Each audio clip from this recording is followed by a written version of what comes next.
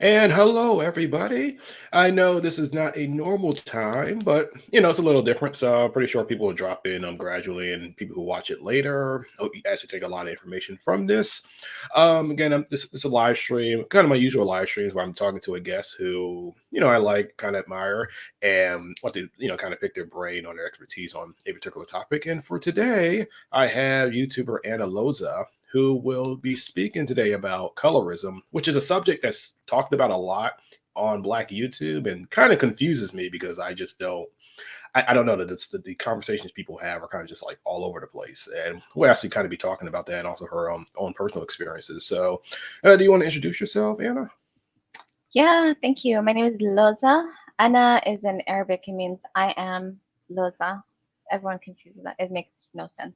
But yeah, my name is Loza. I'm a YouTuber, content creator, facilitator in real life, and a wellness coach. So thank you for having me. I live in Toronto, and I'm excited about this topic, actually. Oh, okay. We the North. That's what a subscriber of mine once said when I Hmm? said something. No, we the North. It's just a slogan I know people say in Ontario or Toronto. One or two. I don't know. Oh, okay. I just moved Yeah. here two Okay. years ago, so I don't know. Oh, okay. I think it's hip hop related, so it's okay. Maybe. Yeah. So yeah, I'm living in Toronto now. So yeah, originally Okay. from Sudan. Yeah. Okay, that's good to know. And so I do. So this is one question I do want to get out the way because I know, like I said, Black YouTube can be a little weird. So Hmm. there are people who will say that you're not quote unquote truly Black or are Yes. light skinned, even though you said that you were told that you're like you weren't told that you were light skinned until you appeared on Phil the Advice show. And others Right. might say that you cannot speak about this issue because you're not dark skinned. So what do you say to that criticism? And I say that because I literally got Yeah. comments like that right when I announced that I was going to interview you.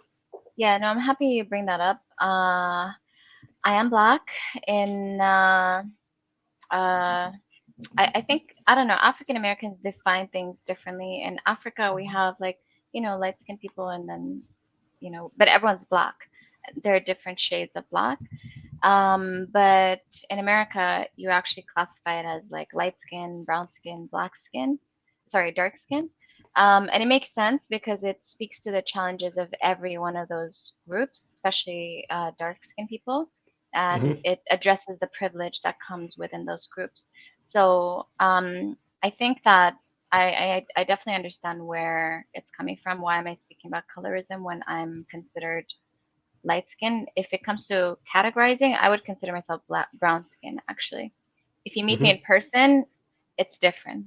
Like it's different if you meet me in person.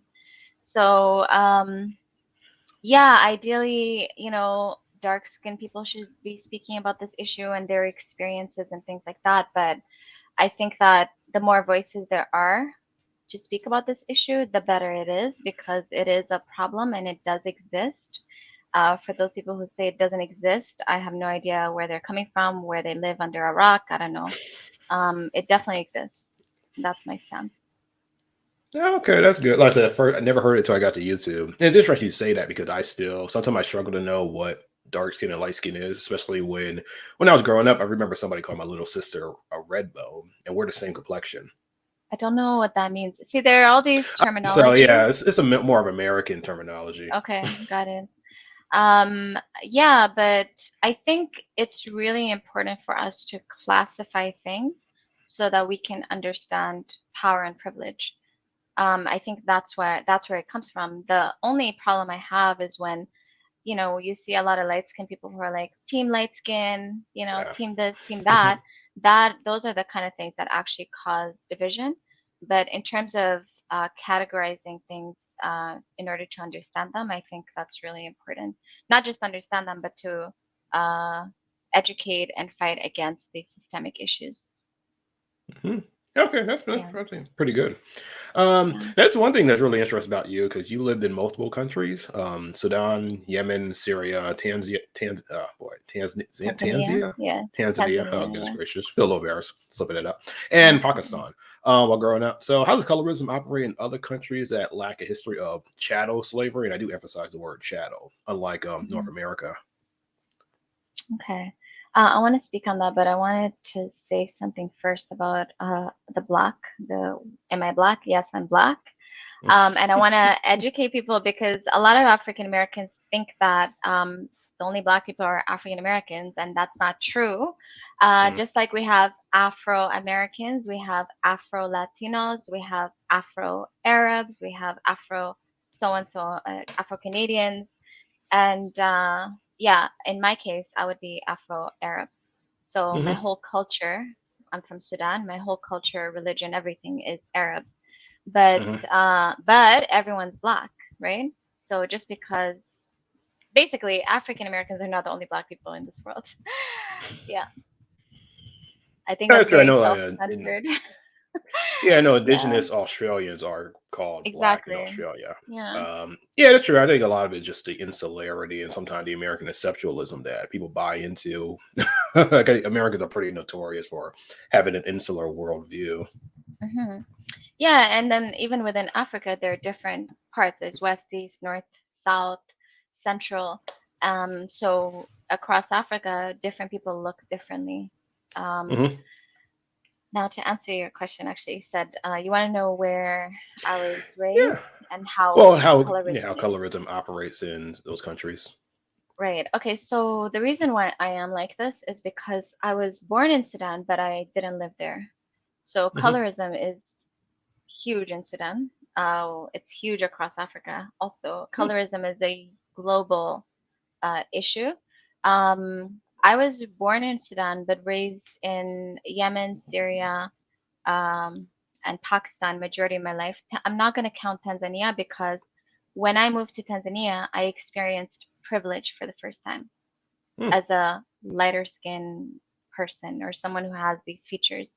That was the first time in my life that I've ever experienced privilege. So, being raised in Yemen, I was there until 4 years old. I experienced a lot of racism there because even though I'm considered brown or light skin, I'm considered black in these countries and I'm treated as a black person in these Hmm. countries. Yeah. So, I was beaten in class as a toddler. My brother and I were both beaten, and that had major impacts throughout our lives. We then moved to Pakistan, where also called Kala, which is a derogatory term to explain Black people, like the N word.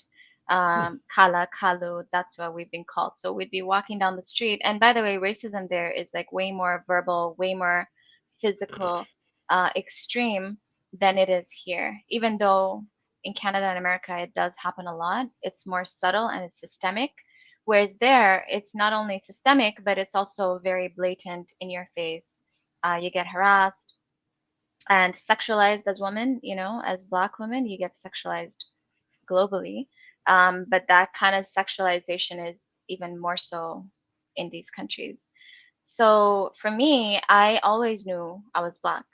The moment I always knew I was different. I was dark, even though like someone darker than me would be put in that situation, they'd get treated worse. But because I was most of the time the only Black person in class, I was the one that experienced that the most. Hmm. So yeah, it was very apparent to me, my color, my skin tone, everything from an early age. Also, in South Asia, East Asia, wherever, the Middle East, they have all sorts of skin lightening creams, just like we do across Africa, bleaching, everything. So it is a global issue. Okay, Yeah. that's interesting. I always thought that was an issue with countries that have a history of European colonization. Yeah, So, and most of these countries were colonized by the British, especially oh in yeah, yeah, yeah, Asia. yeah. Yeah, Hmm. so whatever their tools were, the same tools that were used in Africa were used in Asia as well. Yeah, Okay, interesting. Yeah, I don't know much about the history of Yemen personally, but I do know about South Asia. So and British yeah, colonization there. Okay, yeah. that's kind of interesting. So oh yeah, I did. So I'm kind of curious. Even though we talked about the places you live, so what about Europe too? Colorism in Europe. I'm not 100% sure about the experiences there. I didn't live in Hmm. Europe, but I'm pretty sure I don't know if it exists. White people are white people. To me, I don't really see. I mean, privilege is I don't know. Do they experience colorism, white people? Oh no, well, it's just a diverse population too. It's not. Yeah. I have a friend. I have a pen pal from the Netherlands, and she actually sent me a list of Mhm. books on the history of blacks in Central Europe, which I didn't know much about at the Oh, time. okay. Got it. Yeah, you mean like black people who live there? How they Yeah, that experience one, Asian colorism? people, because there's a lot of Yeah, it's Indians who live okay. in like the UK. So when Europeans colonized the world, they divided races in four different categories, right? So there's a book called The Wild Man's Pedigree. I don't remember who wrote it, Hmm. but that book is the one that uh, is to the it's the one that caused all these problems. Basically, it spread all this information. So this is where white supremacy comes from.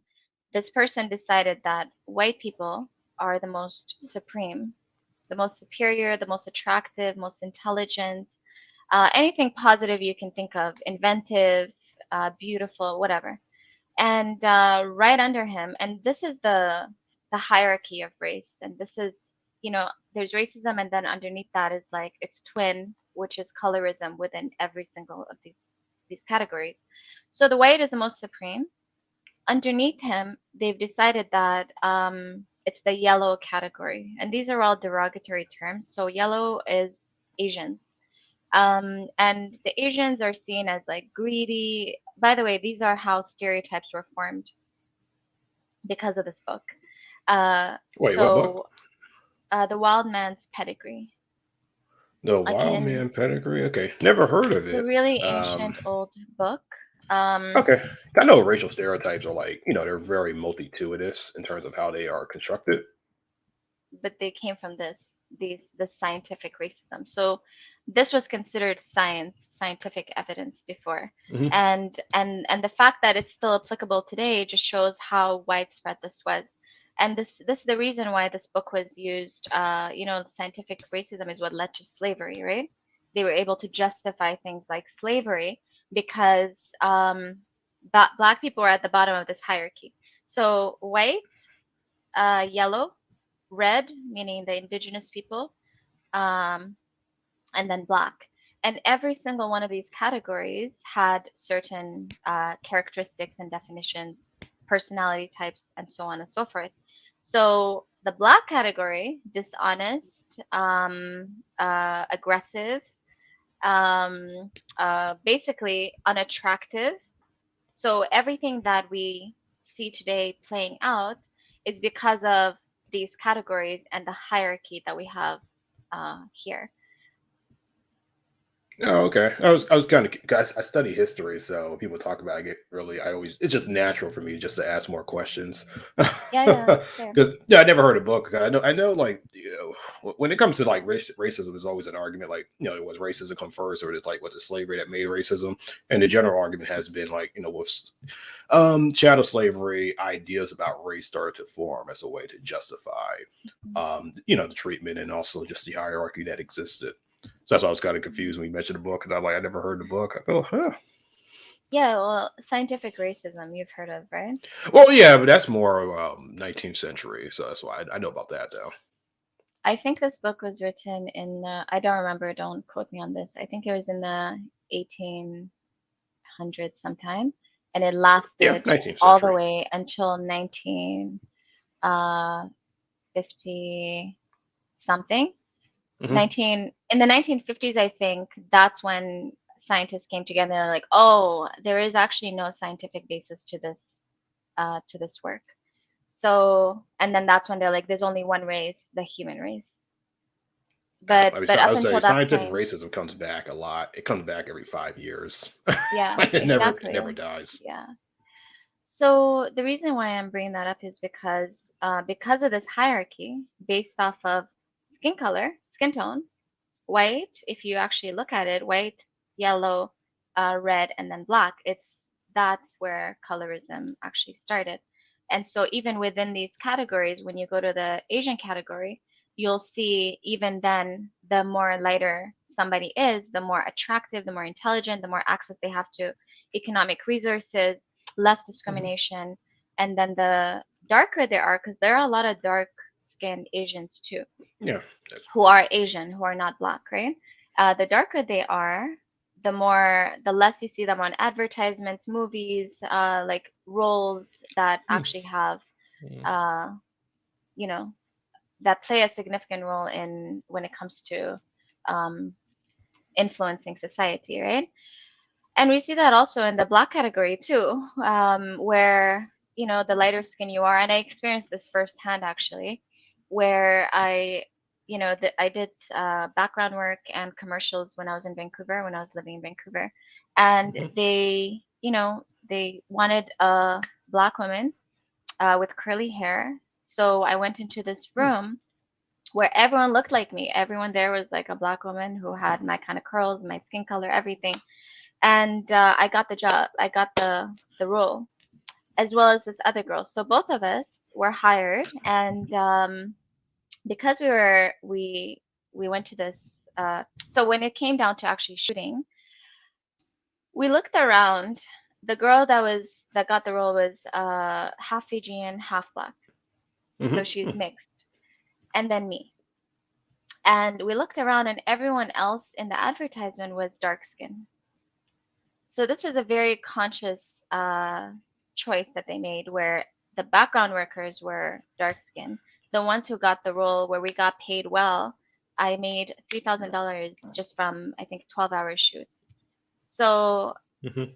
yeah, it's very evident that it still plays out and it exists. So I don't know why this is even negotiable. Yeah. That's interesting. Well, I was going to follow up with some, but oh yeah, thank you for the euro, 1999 euro from BB. Who I know she is. I'm not going to say where she at, but I know she is. But appreciate that.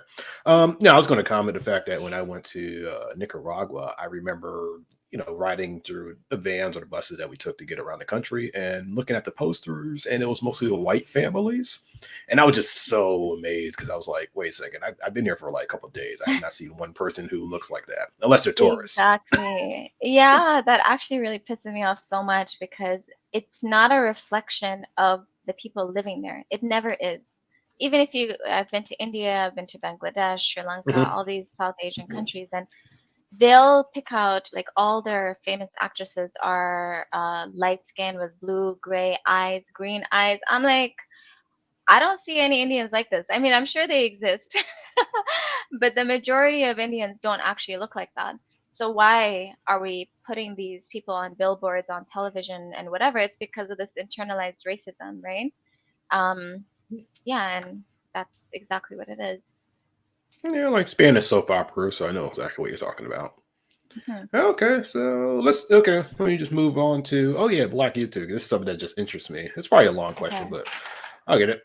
So yeah, I don't know how familiar you are with Black YouTube, which tries to be for your mental health. Some stuff is just kind of crazy. But it falls into two camps when it comes to colorism. So there are those who believe that colorism exists and affects Black women in the dating market, and there are those who believe that it's a figment of Black women's imagination, or they acknowledge its existence but believe it's overblown.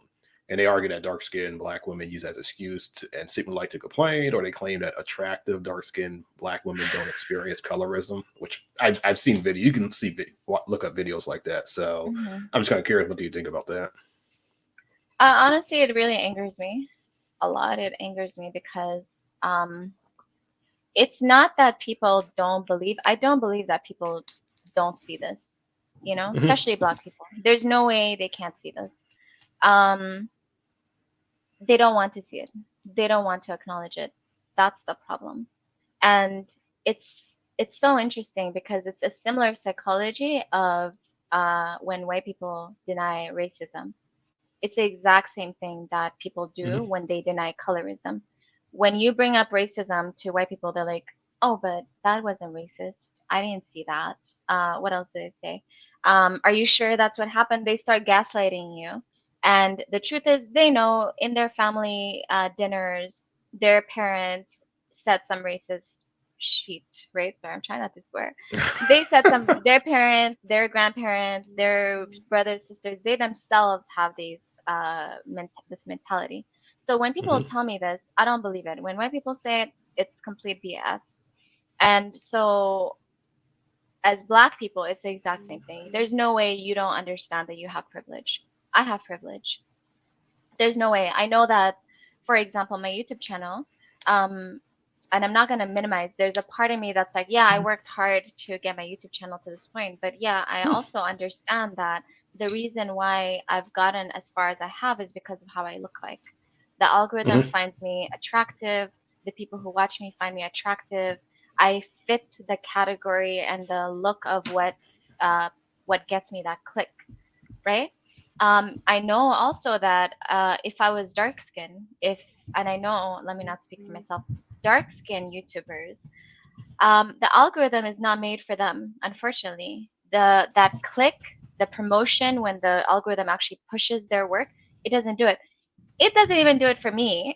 I think as a YouTuber, you should understand this too. It doesn't even do it for me as a black woman, as you know, whatever, if I fall under that category or not. I have to work extra hard to get to the point that I'm at right now Hmm. because the algorithm favors white YouTubers. So, I've heard about that. Yeah, a lot of black YouTubers struggle to, get their views as much as like, channels that yeah, talk about race have a hard time making the algorithm. yeah, 100%. Hmm. Um, Yeah, somebody, 100%. Darius Thurman, that's $2 super chat. Do you feel lookism in general is at the root? I've never heard this word before. I'm assuming like Yeah, me. it's I've seen it So used many more. words. It's more used in the red pill, especially among incel community. I mean, Oh, lookism is pretty much about the importance of looks. That's what I do think. I think it's real? Was that what the question was? Is at the root. Okay, so lookism is you advance because of how you look. Hmm. I think the root is racism. Oh, The root okay. is Yeah, I'm not sure. racism. Yeah, the root is racism because what's considered attractive and what's not considered attractive is based off of white supremacy, white, like the closer, the smaller your nose, the smaller your, well, I don't know about the lips now, but anyway, black people, we just can't win. Even if you have beautiful, voluptuous lips, it's not considered attractive on you as a black person.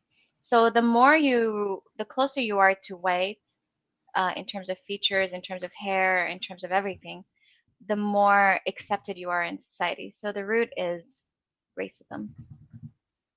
And the root, by the way, I'd like to emphasize, I don't like using the word racism. I like to use anti blackness because, like I said, the category white, yellow, red, black, and colorism is based off of blackness, right? The closer Hmm. you are to black. So anti blackness is the root of all these issues. Hmm. Okay, that's good. It does remind me whenever people talk about like, is it more about like race and class, and there's always those because I'm on the left politically, and there's always people like, oh no, it's more about class and not race, and then you look more into the issue, you always find out Mhm. that race is always like at the root of a lot But of issues that people just don't want to talk about. class They're is linked though. linked to race. I don't like Exactly. separating the two. Yeah, it can't be separated because the system is in favor of a certain race, right? Majority of CEOs, the majority of money that's hoarded in this world is owned by white people. So, yeah, it's linked. Hmm. Um, so I don't know if I answered your question about black YouTubers. Oh no, no! Like I said, it's pretty. I was gonna make a video of it when I was doing the research. That's when I found out how there were just these different talking perspectives on the issue, but most of them just kind of flew over my head. I'm like, this is like it's a contradiction to my lived experience, especially as somebody who, when I was a sophomore in college, I dated like a light skinned black girl, and stuff people said it was just kind of it seemed like it just came from a place of like self hatred. Like they would compliment her, but at the same time, it was like they were demeaning themselves. Mhm.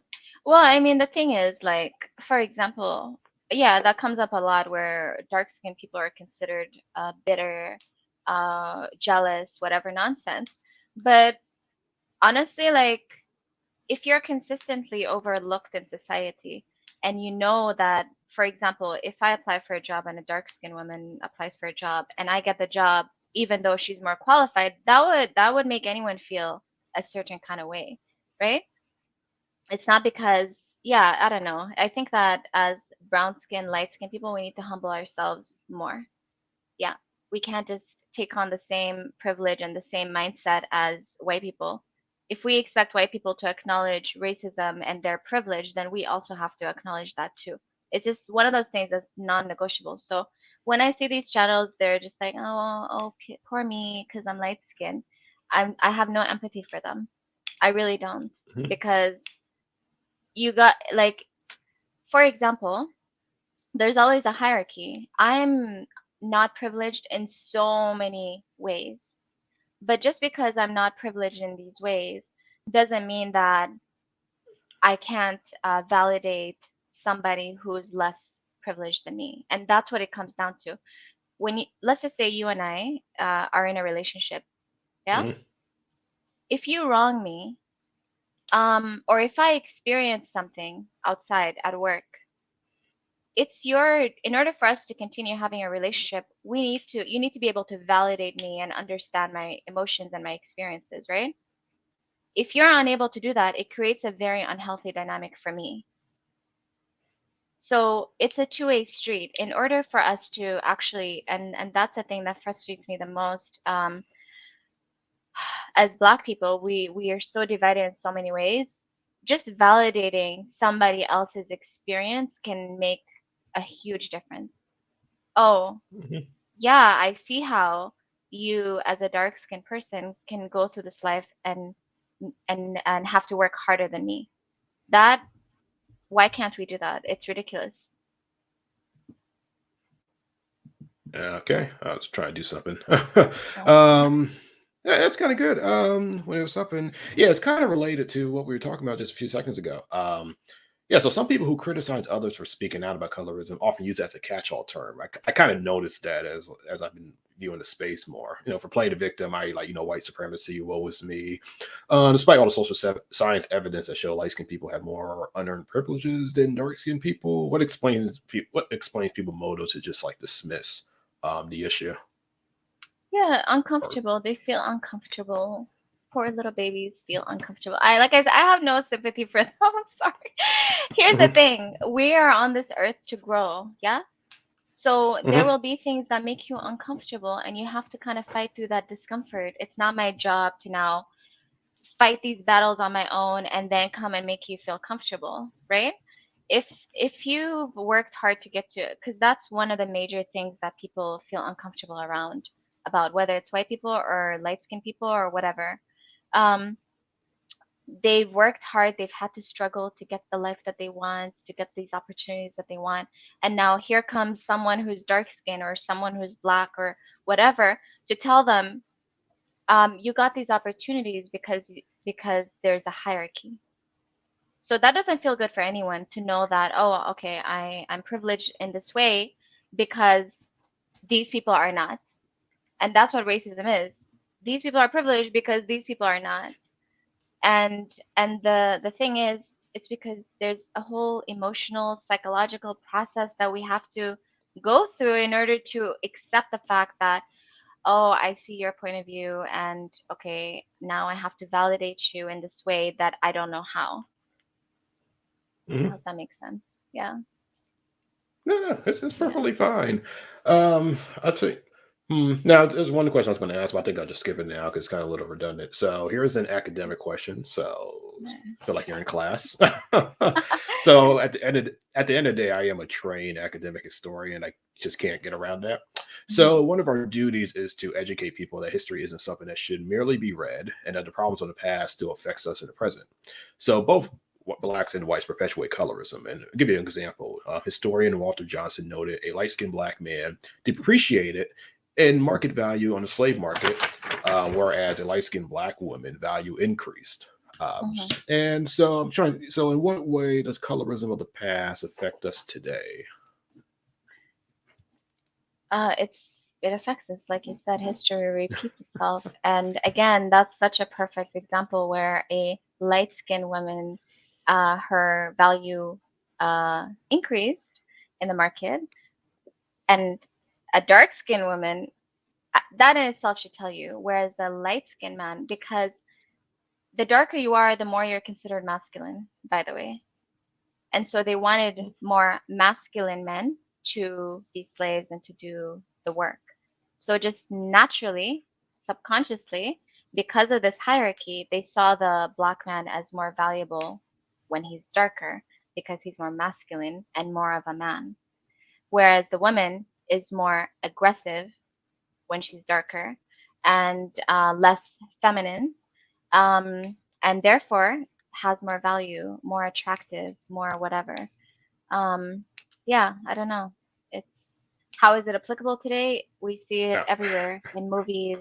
Sorry, I go all over the place to get to a point. Yeah, we see it in movies, in television, on YouTube all the time. Uh, just in interviews, you know. For okay, there's also the flip side of that. Okay, when I get interviewed with white people, I get hated on a lot. And Mm-hmm. there were so many times where when it's a white woman or an Asian woman, I don't get the job. But when it's a white man or an Asian man, I automatically get the job. So my privilege has an effect when it comes to men. It completely bites me in the ass when it's women. So I'll give you an example. I applied for this teacher job um, in one of the schools in Mm-hmm. Vancouver, and I went to the interview as an Asian woman and a white man. I could tell the white man really, really liked me because I did a great job on the interview, but I didn't get the job because I could tell the Asian woman did not like me. And that's like a subconscious threat. Um, but whatever.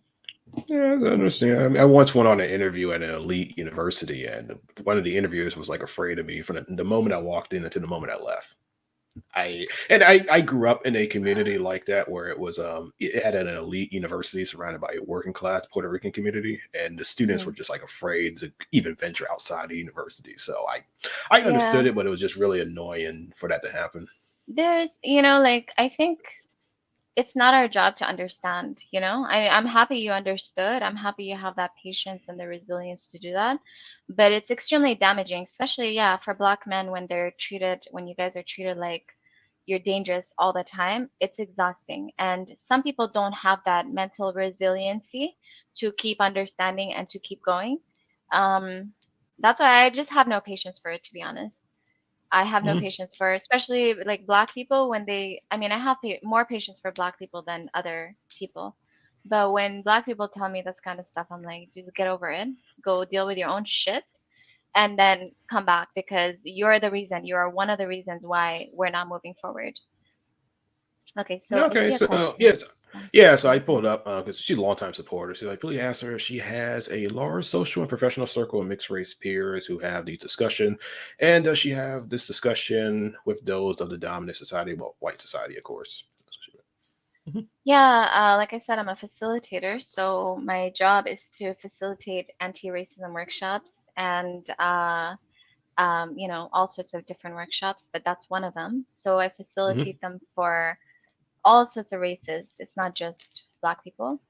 Um, but in terms of my circle, once upon a time, I used to have like a broad range of friends of all different races. And as I got older, my patience is like this. So I don't have the patience to explain to non-Black people. It affects my health. I can do it for work where I get paid for it, but I can't do it in my personal life. I've also, yeah, I just, when I go out and make friends, I make sure they're Black. Not only are they Black, they have an anti oppressive mind frame because I don't want to teach my friends. I'm sorry. mhm. I don't want to, if I'm not getting paid for it, I don't do it. But I do have these discussions within our friends, my circle. If I hear any nonsense outside, I'm the first one to speak up. I don't put up with BS. So yeah, I think I hope that Yeah, okay, answers that's the kind of question. interesting. I imagine because I've seen your videos about like Vancouver, and I told you I've been to Vancouver and Toronto, and I know even this is true, even in the United States, like the further west you travel, there's just not as many black people, and there's not that same sense of camaraderie. Which I've had that happen where I see somebody, I'm like, oh hey, what's up? Just like look at me like I'm crazy. Like, why are you talking to me? Yeah, that's how it is in Vancouver. Yeah, it's annoying. That was actually one of my first videos that I did that kind of like skyrocketed. I did Hmm. a video in Vancouver where I'm like, why don't black people here say hi? If you see other black people, say hi, nod, just acknowledge their existence because we're so little, so few here. Anyway, that's why I moved to Toronto because there are a lot of black people here, and I just needed to be understood and to just visually representation is huge for black people. Yeah. Um, yeah, Okay, I'll go on to my. Well, I know somebody. We already talked about this. Somebody asked, like, when are your parents and race and ethnicity? You know, I think you okay, talked about yeah, that they're at the both beginning. black. Someone just asked. They're both black. Uh, my dad is dark skin. My mom is what's considered. She's lighter than me. And again, this camera doesn't do it justice. You'd have to actually see pictures of me, or maybe if you go to my Instagram, you'll see how my skin tone actually is. I'm brown skin. But yeah, my dad is dark skin, my mom is lighter, and here I am. Yeah. Oh, okay. Yeah, no, it's not shocking to me. Like I said, that the girl I dated in college, people thought she was biracial. I'm like, no, she's black. I met her dad, and I Yeah. seen her mom. So I think like But women who are black or light skin or biracial, we mhm, have a responsibility to to acknowledge our privilege. That's it. With rights comes responsibilities. That's one of the things that I teach actually. With rights comes responsibilities. When you have certain rights and privileges that other people don't, you have a responsibility to either speak up, educate, or even do your own work. Yeah. mhm. Okay, so I do want to turn this into a little bit more positive discussion. Okay. So I've heard plenty of heartbreaking stories from Black women on YouTube who experience colorism. Like, it's just really stuff that really kind of hit me to the core. So, what are Mhm. some self-empowering acts Black women can do who have experienced colorism? Okay, so again, I think it's going to be difficult for dark skinned people to hear me answer this question because Hmm. um, I am privileged in many ways. But I want to answer it just because I do have a lot of lived experience in Asia and the Middle East is Asia. Um, and I'm going to speak based off of that experience. So I grew up extremely insecure. Like I said, I grew up around Arabs who, if you Google domestic worker abuse right now, you'll understand the kind of environment I grew up in. They treat us like shit. Domestic Uh, worker abuse in the Middle East. They treat us like garbage, and we're constantly sexualized. Black women are raped. We're just not treated well. And obviously, the darker you are living in those environments, the more racism you experience. So, I grew up with low self-esteem. I didn't think I was attractive. I didn't love myself. Um, can I share a story? Do we have time? oh yeah, we got plenty of time actually. Okay. So I'll give you an example as to my mentality back then and how far I've come. So when I was in elementary school, I don't remember the exact grade, maybe third grade, um, we moved to Islamabad, Pakistan, which is the capital of Pakistan. And for some reason, I don't know how old I was, to be honest. I don't know if it was Hmm. third grade or just, I was young. Hmm. And for some reason, because of all the racism that I've experienced in Yemen, I understood that white is beautiful, white is Hmm. perfect. I am not. And I hated my toes, like the toes on my feet. I thought they were ugly. And as a result, my child brain concluded that white people don't have toes. Wow. I know it's funny, but it's so sad at the same time. So I Hmm. concluded that white people don't have toes because my toes are ugly. They must not have them. And the school that I went to was an international school, and so I it was swimming class, and I went to the changing room. We have to go swimming. I went to the changing room and I just sat in the changing room because I was too afraid to take off my shoes, because everyone was going to see my ugly toes. And I remember at the bottom, like I was looking outside, the other girls came running in, they changed, took off their shoes and everything, and ran out. And I saw that they had toes. And I was like, oh, they have toes too. So that'll give you insight as to how insecure I was, right? And yeah, so then I went to Syria, where now I can actually understand people's language. Like in Pakistan, I understood eventually that kala means N-word, right? It's a Hmm. derogatory term. In Syria, they speak Arabic. I speak Arabic. I understood everything that they said. So they'd call us, chocolate, all sorts of stuff. not in a kind way. Chocolate's beautiful, but they would say it in a way that's like making fun of our skin Hmm. color. How did I how did I oh, I also used to fight in high school physically. So I was like a quiet kid all the way up until high school and I snapped because I was just sick of it. Um and then I came to Canada. That's actually when my healing started because when you live in such a blatantly racist environment, um, and then you come to this where it's more subtle, I was like, I wasn't able to spot it, right? So it didn't affect me. Does that make sense? Hmm. I wasn't able to spot the subtle racism because they're not calling me the N word to my face and they're not pushing me and they're not treating me like garbage to my face. So that time actually gave me time to heal and to really do the work. How I did it was mirror work. Have you heard of mirror work? Mm-mm. No, I haven't. Oh, yeah, so it's taken time and obviously it's not magic. There's no magic trick to this. It takes years, it's constant work, and self-reassurance. So mirror work is when you actually sit in front of a mirror, and I used to sit in front of a mirror at my least attractive form. So first thing in the morning when I wake up, when my hair's not done, when I don't have any makeup on, when I'm just like bare. So yeah, I used to every morning just sit in front of the mirror and say, I am beautiful. And in the beginning, by the way, I didn't believe it, right? I would pick away at myself. I'm like, okay, well, what do I love about myself? I love my nose. I love my eyes. I love my skin color. And I'd look at myself for like a long period of time and say, I'm beautiful. And it started off as a lie. Like I remember clearly in my mind, I was like, no, you're not. Like I remember those thoughts would come and I just kept doing it because when you keep doing something, sometimes eventually you start to believe it. And that's what Hmm. happened with me. And again, it sounds like some fairy tale, whatever, but this was my process. And everyone's process is different. It can be through therapy. You can hire a therapist. And by the way, with therapy, you have to be careful Hmm. because therapists can actually gaslight you. Mm. uh, you have to actually find a therapist who believes in racism, who understands it, and understands how complex it is and the damage it can do to someone. So for me, I've spent my early development years and, so 19 years of my life in these racist countries.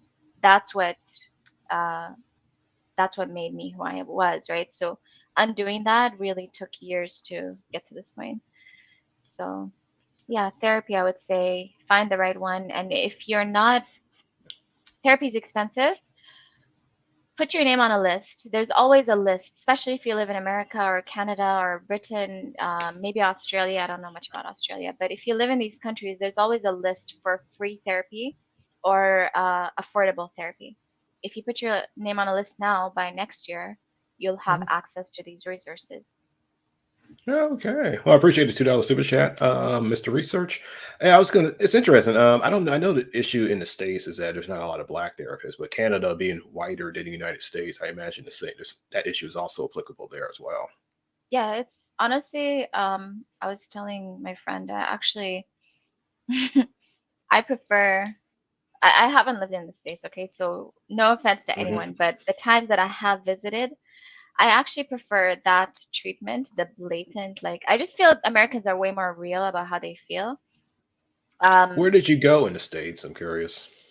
I went to Arizona, Hmm. LA, San Diego, Oh, and I Southwest. didn't spend enough time there, and Minnesota too. I didn't spend enough time there to actually, you have to live in a place to actually know it, right? But I just feel like people here are way more passive aggressive, and I hate that so much because the moment you call them out, they're like, I didn't say anything, I didn't do anything, and you can not it's harder to prove, right? Hmm. Also, in America, they've been collecting race-based data for a long time. They just, I don't know if they started or they are starting to do that now in Canada. Hmm. So it just Wow, shows you interesting. just how far behind we are when it comes to this kind of stuff. Okay, I do agree with Mr. Research. He said all the white locations. It's just the reason your All reasons the you way. cited are Mhm. not the most. It's mostly what Mexican American. There's not a lot of black people. Like according to the census, Mhm. only like around 10% or less of the black Mhm. population lives out west. So it's definitely a little different. I was thinking that you went to the South because people in the South tend to be pretty honest when it comes to race, Yeah, and more I'm so not than they saying that's are good, in by the the. way. I don't like Mhm, that. Like the blatant racism is wrong too. I'm just saying, like when it comes to day-to-day things like going to work and the subtleness of it, I prefer to know, okay, oh, this person said some this bullshit than this person who's like passively aggressive trying to get me fired, right? mhm. I can't stand those people. Yeah. Okay, and I know, of course, I have a troll to send a $10 super chat saying something stupid and tell her to stand up. It's stupid. So, Um, okay. yeah. It's not a strip Oh show. boy. This is not Yeah, a no, strip club. he's strong like he always does. But that's kind of Okay. interesting. You did talk about this self affirmation. So we got to Canada. 'Cause it's like this at the end of the day, it is still like majority white country. How long did it take for you to become much more confident about yourself once you got to Canada? That's a good point. I mean, in terms of my anti-blackness and my anti-oppressive mind frame, Hmm. it was a work in progress. So I would say this is the most, yeah, when I moved to Toronto, Hmm.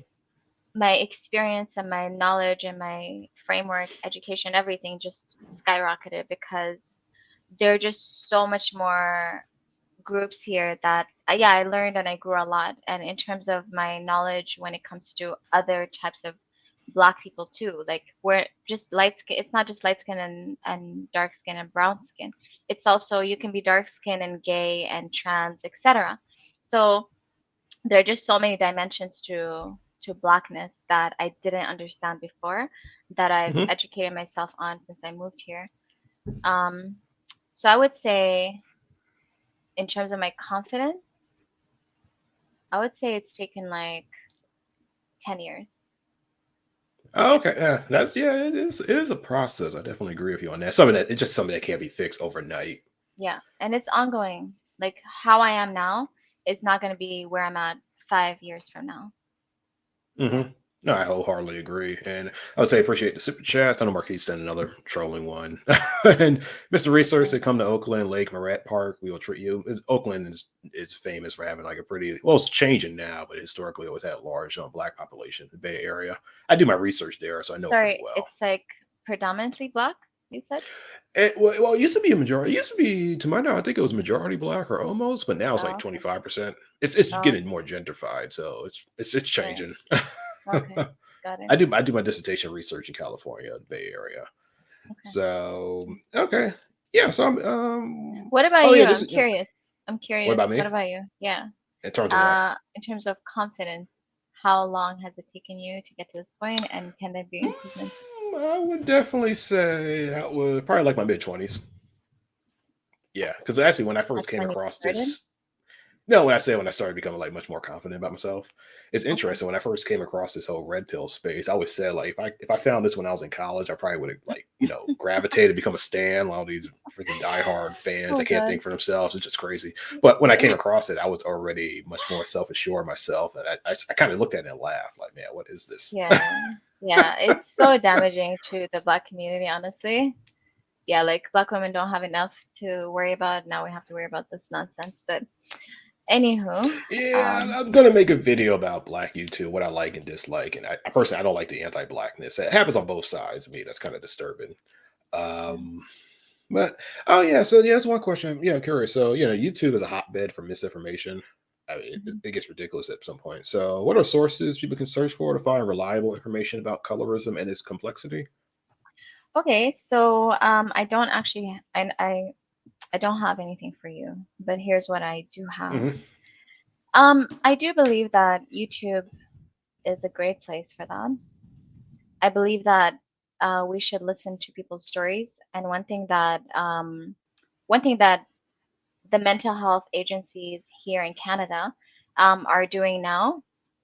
For example, if someone's a drug addict, they will hire people who used to be addicted to drugs to support people who are currently having issues with drugs. If Hmm. someone has a mental health issue, they will hire someone who has learned to manage their symptoms. So I find that kind of education so much more valuable then I mean, yes, read a book, go research, argue, articles, whatever. I think that's great. But I think listening to dark skinned women's experiences of colorism, and how these things made them feel, I think that's very valuable. So I do have one video, YouTube video, that I think is great. Hmm. Um, uh, their name is, okay, so it's titled Algorithms and Skin Tone Bias to Hmm. Be Dark on the Internet. Her name is Khadjia, space Mbowe. So Khadija Bowie. I probably butchered that name. But yeah, algorithms and skin tone bias. She talks about her lived experience. She talks about everything. Yeah, go listen. Don't, I mean, if a light skinned person sitting here telling you about, oh my God, these dark skinned people are like, bullying me, and they're jealous. Those are the ones I wouldn't listen to. I would listen to actual real lived experiences with colors. And so, for example, if I don't want to hear a white person tell me about racism, Hmm. I want to hear about a black person's experience. I'm not going to listen to a white person lecture me about racism, because what do they know? I'm not going to listen to, I mean, men can talk about sexism. Sure, it's helpful that people take on those roles to educate. I appreciate it. But it's more valuable to me when a woman talks to me about sexism, right? Hmm. No, yeah, I wholeheartedly agree. I think people have to tell their own stories as Hmm. well. I always say I can talk about, yeah, I pretty much talk about any subject, but at the same time, I don't have the lived experience. It's like a woman do. So even if I talk about sexism, I'm not. I'm a man at the end of the day, and it's just my lived Yeah. experience going out as a man. But then, as Yeah. men too, they experience a lot of privilege, and they'll tell you there is no such Mhm. thing as sexism, right? It's the There's same. privilege. There's a lot of stuff I do that I don't like. I can walk outside at night by myself and go for like Exactly. long strolls, and I don't think anything of it. Yeah.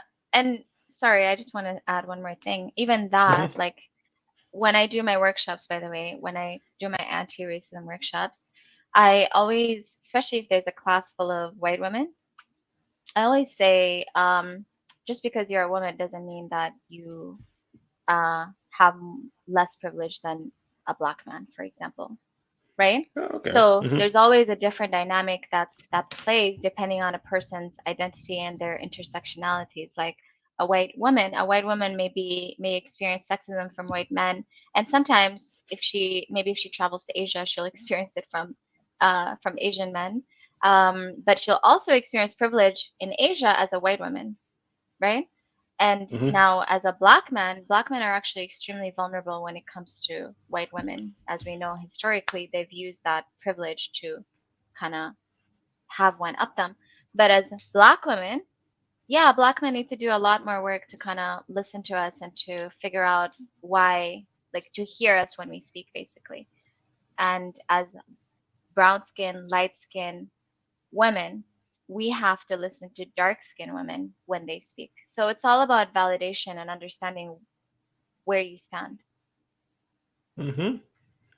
That's really good. And I know. So I'll get to the so I'll be asked to get to audience questions because usually the last question I just ask like my guests are like, "You have any last words?" But I'll get to audience questions before we get to that. 'Cause Okay. we still got some time. And so this is the first question. Ice cream. So like, please ask her if she's aware of her privilege within Black society and why she chose this group to identify as. I asked about her parents' race and ethnicity, not skin color. Okay.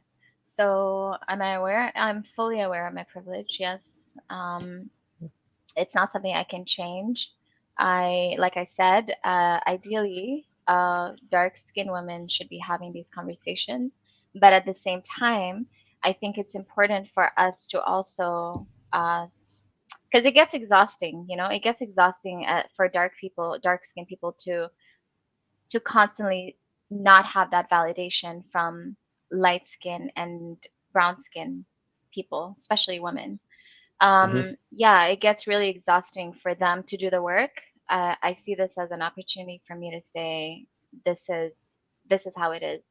That's why I'm here. And this is why she chooses this group to identify as. I'm confused by that question. I'm not exactly sure. Which she can definitely like respond later Okay, and explain. And Mr. I Research, I asked don't her. know Oh, because we're around. I know me and you are around the same age, so I don't know how much you would know. It's like, as you discussed how in 1990, Black Americans worked against their own people and became gatekeepers. It was beyond skin color. The college blacks would block non-college, I guess, college educated in HR. Then he said, "What was the Canada experience?" I lost the question. Can you? Okay, hold on. Can she discuss hiring in 1990 USA Black Americans worked against their own people and became gatekeepers? It was beyond skin. The college blacks would block non-college in HR. Honestly, look, I don't know. Like, you're an academic. I'm not an academic. I have a lot of lived experience. That's where I come from. Mhm. But I think my understanding is Black people blocking other Black people from succeeding. Yeah, I think that's what the question relates Yeah. to. That's something I see more so when it's like a predominantly white environment, and then like the black employee has like a token status, so they view other black people as threats. Hmm. That's something I experienced firsthand. I Yeah, remember same. living in Lincoln, Nebraska. I walked past this one dude. He would mean mug me. We didn't even work in the same office. I'm just like, what in A the Black world? guy. Yeah, there's not a lot of Yeah. black people in Lincoln, Nebraska. It's like 4% black. Yeah, no, I experience that a lot actually because I'm so vocal. Mhm. Oh God, yeah, because I'm so vocal and other Black people, they don't want to lose their job or they don't want to be associated to me. So, especially before last year, before the pandemic, when I would, I had my channel, I narrowed it down to anti-Black racism specifically in 2019. And yeah, I did not get any support, especially in Vancouver. Mhm. Not only did I not get any support, but recently I had a Black woman actually trying to get me out. So, because I'm so radical, my views were considered radical until BLM kicked in, and now it's trendy. Now everyone's like, yes, anti Black racism, whatever nonsense.